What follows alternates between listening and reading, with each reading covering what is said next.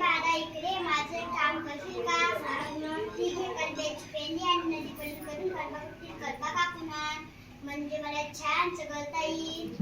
पाडून घे काम होतो झाले आता कापून आणतो.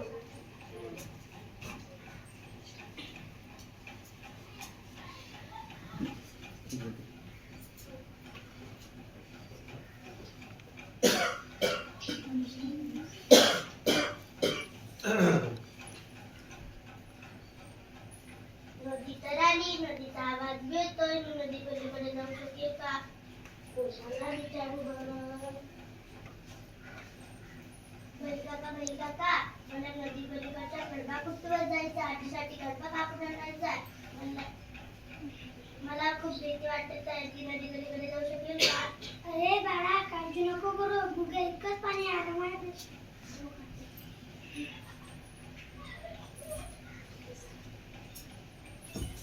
अरे वेड्या, कुठे चाललास? नदीला पाणी खूप आलंय, वाहून जाशील. मागे भी मला बैल काका म्हणाले, इतकंच पाणी आहे, तो आरामात जाऊ शकेल. मुळीच नाही, कालच माझी एक मैत्रीण पाण्यातून वाहून गेली.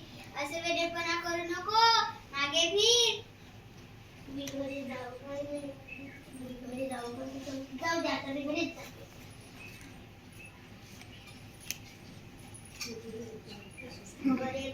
अरे बाळा, एवढ्या लवकर आला? कुठे बंद होती काका? आणि मी आधीपासूनच परत वापस आलो. मला बैल काका म्हणाले, गुडघे इतकंच पाणी आहे, आरामात जाशील.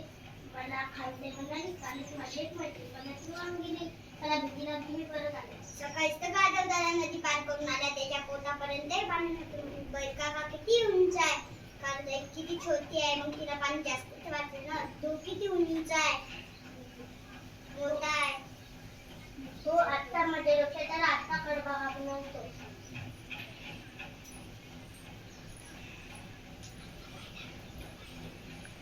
खरंच की पाणी बुडी इतकंच आहे, मी आरामात जाऊ शकेल.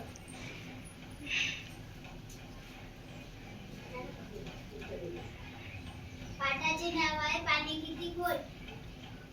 वर्ग तिसरा. पाहिलं का मित्रांनो, रेडकूची गोष्ट. या गोष्टीमध्ये पात्र आहेत रेडकू, बैल काका आणि खारताई. ही घटना सकाळी नदीकाठी घडली आहे. आजी म्हातारी असल्यामुळे तिला कडबानी चावता येत नव्हता. तिने रेडकूला सांगितले की नदी पलीकडून माझ्यासाठी कडबा कापून आणायला सांगितला. पण पाणी जास्त आहे असे समजून तो परत वापस आला. आजीने त्याला परत येण्याचे कारण विचारले. रेडकूने घडलेली सर्व घटना सांगितली.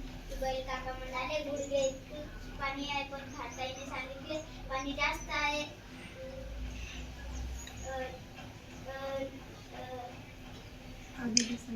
आजीने सांगितले की बैल काका किती उंच आहे, खारताई किती छोटी आहे, तेव्हा तिला पण जास्तच वाटेल ना. रेडकूच्या लक्षात आलं आणि तो नदी पलीकडून कडबा कापून आणला. स्वागत.